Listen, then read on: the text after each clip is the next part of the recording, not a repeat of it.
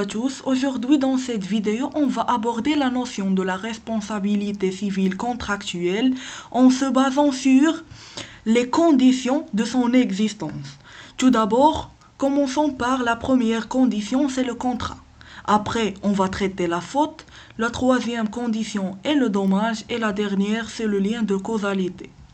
Premièrement, le contrat. La responsabilité contractuelle suppose tout d'abord l'existence d'un contrat régulièrement formé, ce qui exclut la situation précontractuelle, c'est-à-dire le dommage qui se forme à cette phase est délictuel.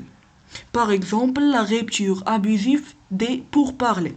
Aussi, on va exclure la situation post-contractuelle, c'est-à-dire que le dommage qui se produit après l'extinction du contrat est délictuel, par exemple la perte de la chose vendue. Ce qui nous pousse à dire que l'existence d'un contrat régulièrement formé, il désigne la phase contractuelle ou la période contractuelle seulement. Le dommage formé à cette période est contractuel, non délictuel. Par contre, à la situation précontractuelle et post-contractuelle, on n'a pas l'existence d'un contrat régulièrement formé. La deuxième condition, c'est le dommage. Le débiteur n'est tenu que des dommages et intérêts qui ont été prévus lors du contrat. C'est-à-dire que le débiteur doit réparer le dommage prévisible et non celui impossible à prévoir lors de la formation du contrat. Par exemple, le retard de livraison. À cet égard, on distingue entre trois sortes de dommages. Premièrement, le dommage physique, c'est l'atteinte de l'intégrité physique. Le dommage moral, c'est l'atteinte aux sentiments, réputation et à la personnalité. Par exemple, la diffamation. Aussi, on a le dommage matériel, c'est l'atteinte aux intérêts patrimoniaux ou matériels, c'est-à-dire le vol d'une chose, d'un bien ou toute atteinte aux animaux. La troisième condition de base de la responsabilité civile contractuelle est la faute. La faute consiste en l'inexécution par le débiteur de l'obligation contractuelle qu'il s'était engagé à assumer. C'est-à-dire que le débiteur n'a pas réalisé ou bien n'a pas exécuté l'obligation qu'il était censé de le faire.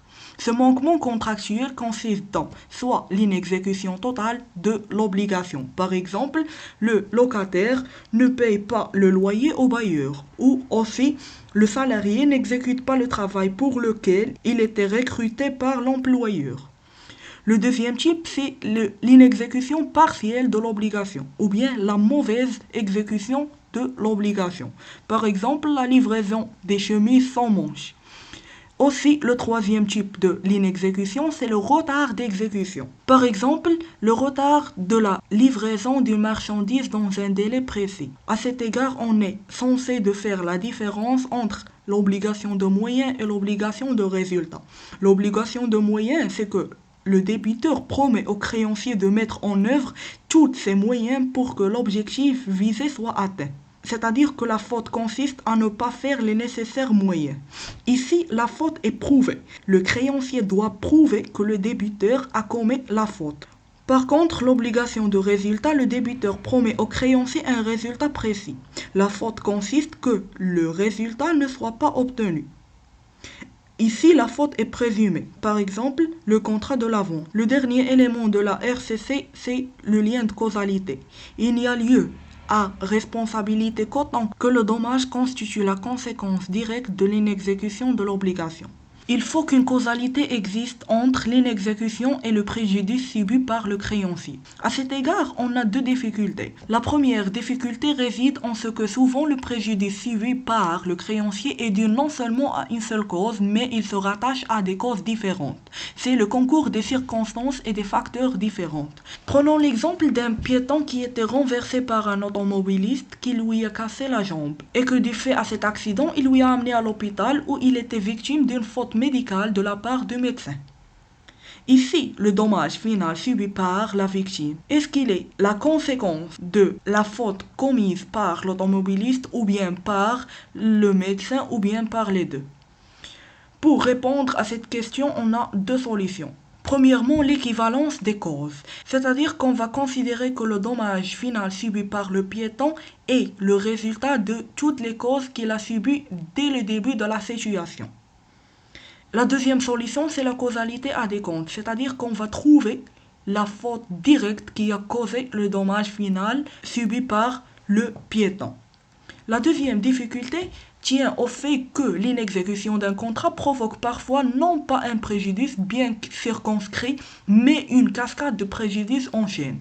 Une seule faute peut causer une cascade ou bien une chaîne de conséquences. Et si la solution est que le débiteur ne doit réparer que les conséquences directes de l'inexécution du contrat et non les indirectes. Bref, on peut dire que la RCC est fondée sur 4 conditions.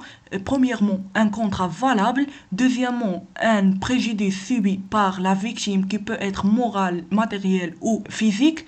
Troisièmement, la faute soit de l'inexécution partielle ou totale de l'obligation ou le retard de l'exécution et le lien de causalité, c'est-à-dire que le dommage constitue la conséquence directe de la faute. Fin de cette vidéo, merci pour votre attention.